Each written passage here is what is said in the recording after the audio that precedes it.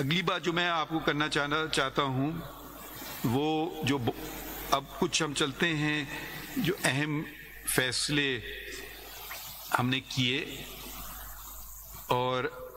اس میں ایک اہم فیصلہ جو تھا وہ الیکشنز کا تھا۔ آپ سب کو پتہ ہے کہ نگراں حکومت تھی اور الیکشن نہیں ہو رہے تھے۔ الیکشن پٹیشن ہمارے پاس سپریم کورٹ کے سامنے آئی، 3 دن اس کی سنوائی ہوئی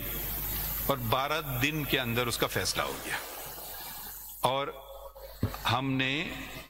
تجاوز نہیں کیا اپنے اختیارات کا۔ ہم نے کہا جو 2 ادارے ہیں، صدر پاکستان کا اور اداروں کی بات ہوتی ہے اور بھی ادارے ہیں، اور الیکشن کمیشن آف پاکستان کا، دونوں فرما رہے تھے کہ یہ اختیار الیکشن تاریخ دینے کا اختیار میرا ہے، صدر صاحب فرما رہے تھے، اور الیکشن کمیشن آف پاکستان کہہ رہا تھا کہ نہیں یہ ہمارا اختیار ہے، مگر کسی نے الیکشن کی تاریخ نہیں دی دونوں میں سے۔ یہ تو دونوں کہہ رہے تھے کہ ہمارا اختیار ہے، تو پھر دے دیں آپ اپنی تاریخ۔ تو ہمارے پاس آیا، ہم نے دونوں کو کہا کہ الیکشن کمیشن کو کہا کہ صدر پاکستان کیونکہ ان کا عہدہ بڑھا ہے، آپ جائیں اور تاریخ لے کر آئیے، واپس خالی ہاتھ نہ آئیے۔ انہوں نے فیصلہ کیا جو فروری کی 2024 کی تاریخ کا، ہم نے اس کا آرڈر میں لکھا اور یہ کہہ دیا کہ اب اس پہ رد و بدل، اس پہ کوئی رکاوٹ نہیں آئے گی، مگر رکاوٹ کرنے والے ہر چیز میں رکاوٹ ڈھونڈ لیتے ہیں۔ لاہور ہائی کورٹ کا فیصلہ آ گیا اور انہوں نے تمام پاکستان کے جو اسسٹنٹ ریٹرننگ آفیسر، سارے آفیسرز کو روک دیا، نہ صرف پنجاب کی حدود تک، لاہور ہائی کورٹ کا حدود صوبے تک ہوتا ہے، صوبے کے باہر نہیں ہوتا ہے، مگر پورے پاکستان پہ، اور کہا کہ یہ ریٹرننگ آفیسر ہو ہی نہیں سکتے ہیں اور یہ عدلیہ سے دیے جائیں۔ الیکشن کمیشن لکھ چکی تھی چیف جسٹس صاحبان کو ہائی کورٹس کے کہ جی آپ ہمیں ریٹرننگ آفیسر دینا پسند فرمائیں گے کیونکہ قانون کہتا ہے کہ یہ ایک آپشن ہوتا ہے، تو انہوں نے کہا نہیں، ہم آپ کو نہیں دے سکتے کیونکہ ہمارے پاس بہت زیادہ کیسز ہیں اور ہم ان کو اسپیئر نہیں کر سکتے۔ تو قانون یہ کہتا ہے، تو پھر وہ الیکشن کمیشن ہم نے دیکھے کہ انہوں نے مخصوص قسم کے لوگ تو نہیں لگائے، تو انہوں نے کہا جہاں ڈی سی تھا اس کو ریٹرننگ آفیسر بنا دیا، جو وہاں کے لوگ تھے وہ خاص نہیں لائے گئے، تو اس کو سراہا، اس فیصلے کو ہٹایا راستے سے۔ اگر وہ فیصلہ رہتا تو فروری کے الیکشن نہیں ہو پاتے۔ تو جمہوریت کے ساتھ منسلک ہے الیکشنز ملک میں، الیکشنز پارٹی میں، election supreme court bar association میں، الیکشنز جہاں ہونا چاہیے وہاں۔ تو اگلی بات جو اہم بات ہے کہ ہمارے دوست نے فرمایا کہ ٹرانسپیرنسی اور اکاؤنٹیبلٹی، میں پہلے میرے خیال میں فاروق نائک صاحب نے کچھ 2-3 باتیں کی تھیں۔ ایک تو انہوں نے منیر بھٹی کیس کے فیصلے کی بات کی، مگر فاروق نائک صاحب نے یہ نہیں بتایا کہ میں مائنورٹی میں تھا اور میں اس سے میں شاید وہ جو آراء دی گئی تھی اس سے اتفاق نہیں کرتا تھا منیر بھٹی کیس کے۔ فاروق نائک صاحب نے مزید یہ فرمایا کہ 184(3) کا جو استعمال کیا جا رہا ہے، جو از خود سپریم کورٹ نوٹس لیتی ہے، تو یہ کسی پیمانے کے تحت ہونا چاہیے۔ میں اس سے 100% اسی پہ ان سے اگری کرتا ہوں، اس لیے نہیں کہ وہ کہہ رہے ہیں، اس لیے کیونکہ آئین کہتا ہے، آئین 2 باتیں کہتا ہے کہ پبلک امپورٹنس، کہ اہم ہو پبلک کے لیے، اور دوسرا یہ ہو کہ وہ اس کا تعلق ہو بنیادی حقوق کو انفورس کرنے کا۔ تو ایک شخص اپنا کیس لیا ہے، دوسرا شخص لیا ہے، اس سے نہیں ہوتا ہے، تو اس میں یہ 2 چیزیں جب تک پوری نہ کی جائیں تو 184 کا اطلاق نہیں ہوتا ہے۔ تو یہ میں اکثر فیصلوں میں یہ کہہ چکا ہوں، اور مگر ہماری باتیں ہوئی ہیں۔ پھر انہوں نے ایک اور بات کی، ذکر کیا کنٹیمپٹ کا، پتہ نہیں مجھے میری کتنی اچھی باتیں میرے متعلق کی گئی ہیں کہ میں نے تو آج تک اپنی ذات کا کوئی کنٹمپٹ نہیں لیا. ایک احتجاج ہوا تھا کہ تو وہ اس پہ مجھے کنٹمپٹ کورٹ لینا پڑا, اور میرے خیال میں جن نے کیا تھا ان کا بڑا پن کہ ان نے معذرت کی اور معافی مانگی. تو یہ صرف ایک ہی دفعہ ہوا ہے, مگر اس کا یہ مطلب نہیں ہے کہ معاشرے میں آپ گالی گلوچ شروع کر دیں اب, اور نہ یہ سمجھیے کہ اگر آپ ہم نے نظر انداز کرتے گئے تو اب یہ بس چلتا ہی جائے گا. یہ کسی معاشرے میں ایسے ہو نہیں سکتا ہے. آپ کو دلائل دینا ہے دیجئے, آپ کو فیصلہ نہیں پسند آئے اس پہ بے پناہ تنقید کیجئے دلائل دے کر کے. گالی گلوچ دے کر کے آپ اچھے نہیں لگیں گے. ہم چھوڑ دیجئے, بچپن میں تو ہمیں جب ہم شکایت کرتے تھے گالی تو نہیں دیتے تھے, کچھ برا بھی کہہ دیتے تھے کہ ایک دوسرے کو, تو بھاگتے ہوئے جاتے تھے والدہ کے پاس تو کہتے تھے جو کہتا ہے وہی ہوتا ہے. تو اس پہ ذاتی طور پہ میں نے عمل کیا ہے اپنی والدہ کے اس سبق پہ, باقی چیزیں, مگر جب ایک انسٹیٹیوشن کی بات آ جاتی ہے تو اس کو نظر انداز بھی نہیں کرنا چاہیے. اور فری اسپیچ میں ہمیں پورا یقین ہے, جو انہوں نے کہی ہے کبھی ہم نے اس پہ قدغن نہیں لگائی ہے. مجھے تو میرا بلکہ اس کی جب لگانے کرنے کی کوشش بھی کی جا رہی ہے اس کو بھی روکا گیا ہے. اور فاروق نائک صاحب کی یہ بات بھی درست ہے کہ پارلیمان قانون بناتی ہے اور ہمارا کام ہے قانون کی تشریح کریں, جہاں ضرورت ہے, جہاں واضح ہے تو وہ واضح ہے, اور اگر وہ قانون ہم سمجھیں کہ وہ بنیادی حقوق کے برعکس ہے, کوئی آئین کی شق کے برعکس ہے, تو اس کو پھر ہمارا یہ فرض ہے کہ اس کو ہم اسٹرائک ڈاؤن بھی کریں. تو آگے بڑھتے ہیں.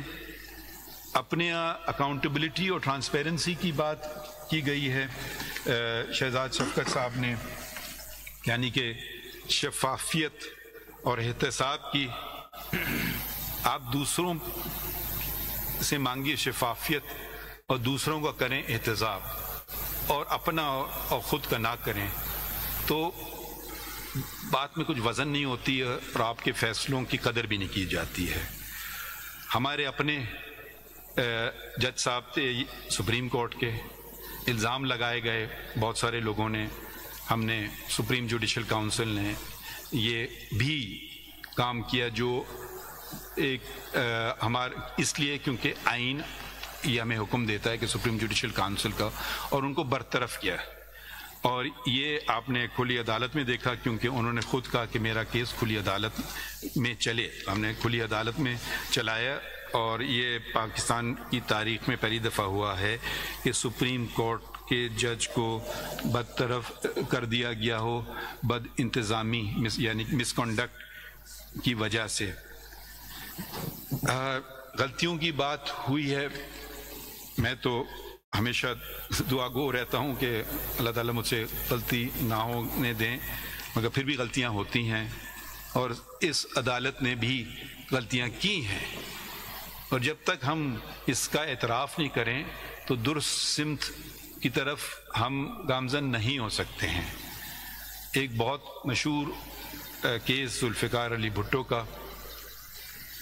ان کو سزائے موت ملی لاہور ہائی کورٹ سے, اس کو برقرار رکھا. سپریم کورٹ میں نے اپیل میں ان کی ریویو پٹیشن ڈسمس ہوئی. پھر صدر پاکستان نے اس وقت کے جو آج پھر صدر پاکستان ہیں, انہوں نے ایک ریفرنس بھیجی 186 کے تحت. یقیناً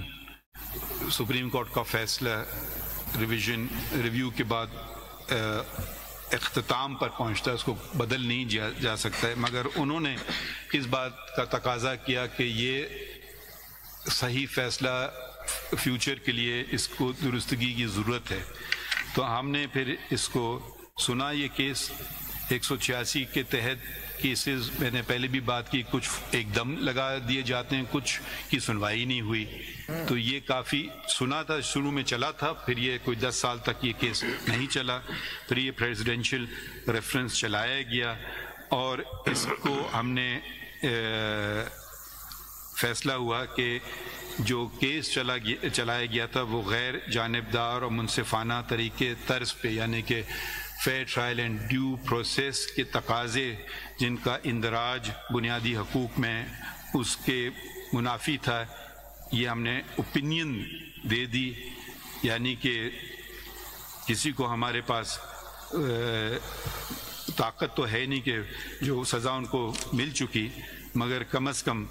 اس بات کا اعتراف اس عدالت نے اور اس قوم نے کیا۔ اور اسی طرح ایک جج کو غلط طریقے سے اسلام آباد کے جج کو برطرف کیا گیا تھا، ان کو بھی واپس تو ہم بحال نہیں کر سکے، کیونکہ وہ جو آئین میں دی گئی ان کی مدت ہے وہ پوری ہو چکی تھی، مگر ہم نے یہ فیصلہ کیا کہ یہ ان کو غلط طریقے سے نکالا گیا اور ان کو ریمووڈ جج نہیں ریٹائرڈ جج تصور کیا جائے گا، تو یعنی کہ ان کو جو باقی لوازمات میں ملے جائیں گے۔ دوسرے بھی مقدمے کیے جو اہم نوعیت کے تھے، اور ایک شک آئین میں ہے مگر وہ سمجھی جاتی کہ بس جی وہ ایک ہے مگر اس پہ عمل نہیں ہوتا ہے، ہم نے عمل کر کے دکھایا۔ وہ آرٹیکل 6 کی شک ہے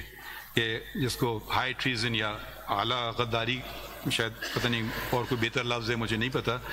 کہ اعلیٰ غداری کا مقدمہ چلا تھا ایک آئین شکن پر جنرل پرویز مشرف پہ، وہ ٹرائبیونل بنا۔ لاہور ہائی کورٹ نے کہا کہ یہ سزا ٹرائبیونل دے نہیں سکتا تھا، جبکہ لاہور ہائی کورٹ کے پاس ایسا اختیار نہیں تھا، کیونکہ اس کا فیصلہ اس کی اپیل سپریم کورٹ میں کی جاتی ہے، تو وہ فیصلے کو قلعدم قرار دیا اور آئین شکن کو ٹھہرایا قصوروار۔ کراچی میں اسلحہ ٹاور کے متاثرین کو معاوضہ دلوایا جب کراچی بینچ گئی تھی۔ اسی کیس میں یہ بھی فیصلہ کیا کہ جتنے تجاوزات ہیں ان کو ہٹایا جائے، کیونکہ آپ دیکھیں گے کہ میں آپ دوسروں پہ انگلی نہیں ٹھکاؤں گا، سب سے پہلے اپنے ادارے پہ اٹھاؤں گا کہ جی یہ سپریم کورٹ کے سامنے سڑک پہ وہ رکھے گئے تھے بیریئرز کہ وہ سیکیورٹی، تو ہم نے وہاں سے سارے ہٹا دیے۔ اگر آپ دیکھیں ہم سارے راستے کھلے ہوئے ہیں، بیریئرز اپنے حدود میں ہیں، اپنے حدود کے باہر نہیں ہیں، اور چہل قدمی پہ لوگوں کی کوئی رکاوٹ نہیں ہے۔ تو یہ کر کے دکھایا اور پھر دوسروں کو بھی حکم دیا کہ وہ اس کے تابع ہیں اور وہ فوراً ہٹائیں، نہیں تو جو اس ادارے کا سربراہ ہوگا کراچی میں، چاہے رینجر ہو چاہے کوئی اور ادارہ ہو، پرائیویٹ ادارہ ہو، وہ ذمہ دار ہوگا، وہ اپنے جیب سے پیسے دے گا۔ تو پتہ نہیں یہ لوگوں کے مسائل ان سے حل ہوتے ہیں۔ لوگوں کے مسائل کا ایک اور کیس، اہم کیس آیا جو مرغلہ پہاڑی نیشنل پارک کا کیس تھا۔ یہ جو کیسز ہیں یہ بہت اہمیت کے ہیں، اس لیے کہ اب جو سمجھا جا رہا ہے کہ ہم یقیناً ہر کیس اہمیت کا ہوتا ہے، مگر کچھ کیس ہوتے ہیں جن کا ایفیکٹ بہت وسیع ہوتا ہے، تو وہ بھی ہم پورا کریں، کیونکہ نہ صرف یہ نسل بلکہ آئندہ والی نسلیں، پولیوشن، اب یہ چھوٹی سی بات ہے مگر بتانے دیجئے، چیف جسٹس کے گھر میں مور رکھے گئے ہوئے تھے، ان کے پتہ نہیں 4-5 مور تھے پنجروں میں۔ تو اب چیف جسٹس اور موروں کا کیا تعلق، ان کو فوراً ان کی رہائی کروائی، پہلے وہ ریہیبلیٹیشن سینٹر گئے، پھر کلر کہار میں گئے۔ تو میرے خیال میں کہا جاتا ہے نا کہ جنگل میں مور نہ جا کس نے دیکھا، جنگل ہی میں موروں کو ناچنے دیں تو بہتر ہے میرے خیال میں۔ دوسرے اداروں کی طرف بھی ہم نے توجہ دی، وفاقی judicial academy, federal judicial academy کو مؤثر بنایا۔ اس کی پہلی میٹنگ جس کا میں چیئرمین ہوں وہ کی، تمام چیف جسٹسز اس کے ممبران ہیں، لا منسٹر اس کے وائس چیئرمین ہیں، سب نے اس میں شرکت کی، اس کو فعال ادارہ بنایا ہے، اور اب وہ ایک فعال ادارے کے طور پر چل رہا ہے۔ دوسری جو چیز ہم نے کی کہ ایک کہتے ہیں نا کیس مینجمنٹ پلان، ہم نے ایک کمیٹی بنائی کیس مینجمنٹ پلان کی، اور اس میں سینئر پیونی جج جسٹس منصور علی شاہ اور جسٹس منیب اختر صاحب کو ممبر بنائیں، اور مگر یہ کمیٹی کہ یہ میں پڑھ ہی دیتا ہوں، منصور علی شاہ صاحب نے یہ اپنی رپورٹ دی، یہ میں پڑھ دیتا ہوں اس سے ایک حصہ. In view of the significant backlog of cases and no effective case management policy in place at the court, a committee was constituted comprising of Justice Syed Mansoor Ali Shah and Justice Muneeb Akhtar, and tasked by the full court with the responsibility to suggest a smart case management plan to address the backlog as well as to provide a sustainable strategy for the future. The committee worked on the case management plan, but consensus could not be arrived at between the members of the committee. Therefore, it was decided the members will submit their independent case management plans. شاہ صاحب نے دے دیا، منیب اختر صاحب کا ابھی ملا نہیں ہے، مگر اس کے باوجود جو میں نے آپ کو اقدام بنائے ہیں، بہت سارے اقدام ہم نے لے لیے ہیں جو کہ بہتری لائے سسٹم میں.